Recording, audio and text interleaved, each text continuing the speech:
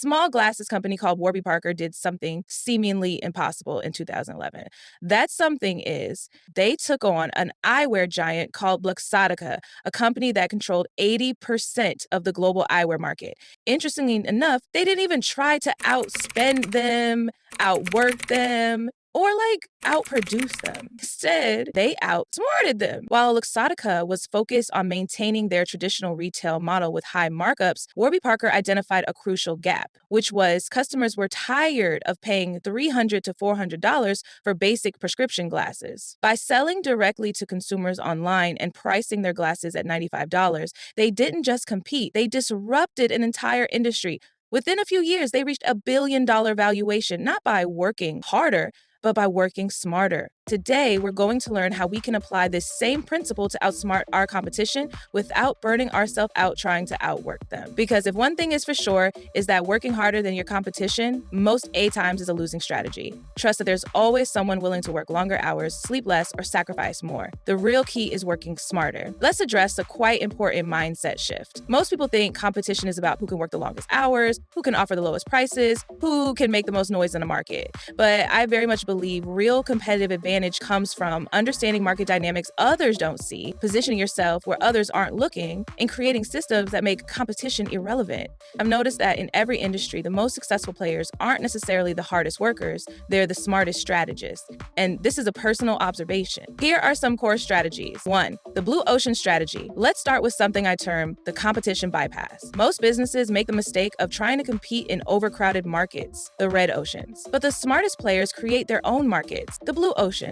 If we use Cirque du Soleil as an example, you'll notice that instead of competing with traditional circuses, they created an entirely new category of entertainment. They didn't work harder than traditional circus performers, they just positioned themselves differently. They combined theater, dance, and circus arts to attract a completely different audience willing to pay premium prices. 2. The leverage principle. One powerful truth most of us always forgo is the fact that our competitors are probably wasting 80% of their energy on things that don't matter. Your opportunity lies in identifying and focusing on the 20% that does.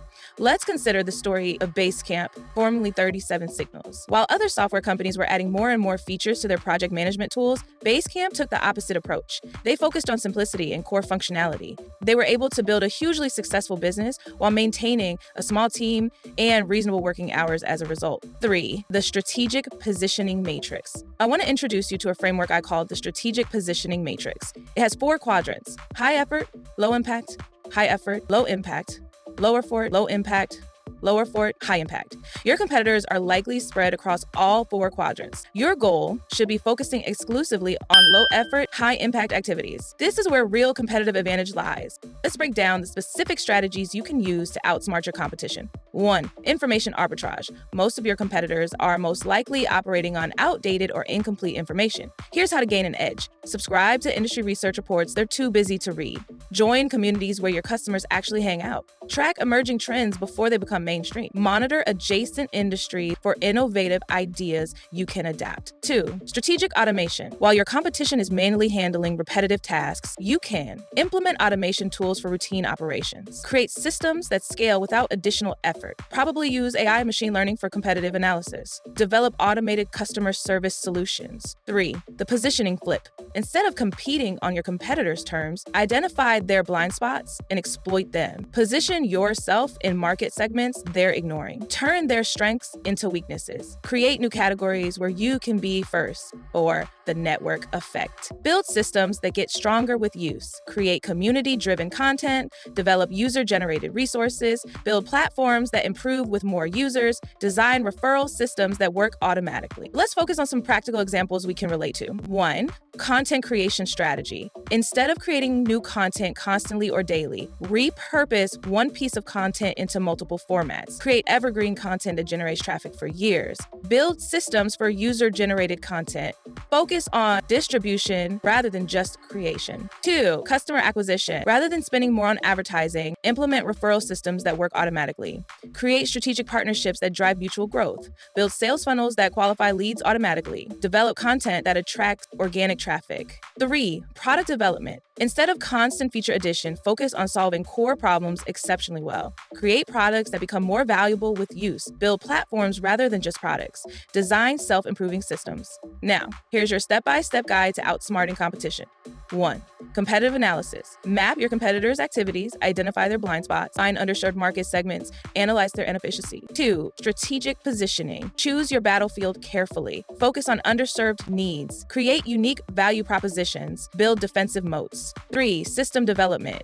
Automate routine tasks, create scalable processes, build self-improving systems, develop passive growth mechanisms. Let's look at 3 more examples of companies that outsmarted their competition. 1. Dollar Shave Club. Instead of competing with Gillette's superior razor technology, they focused on convenience and subscription delivery. They were acquired for $1 billion. 2. Zoom. While competitors focused on enterprise features, Zoom focused on making video conferencing simple and reliable. They dominated the market through ease of use. 3. Buffer. Instead of trying to build every social media management feature possible, they focused on doing scheduling extremely well and building a remarkable company culture. Always remember these key principles. Work smarter, not harder. Focus on systems, not tasks. Build assets, not activities. Create value, don't just compete. Here's your action plan. 1. Audit your current activities. Which activities are truly moving the needle? Where are you needlessly competing? What can be automated or eliminated? 2. Identify strategic opportunities. What markets are underserved? Which customer needs are unfulfilled? What unique advantages can you create?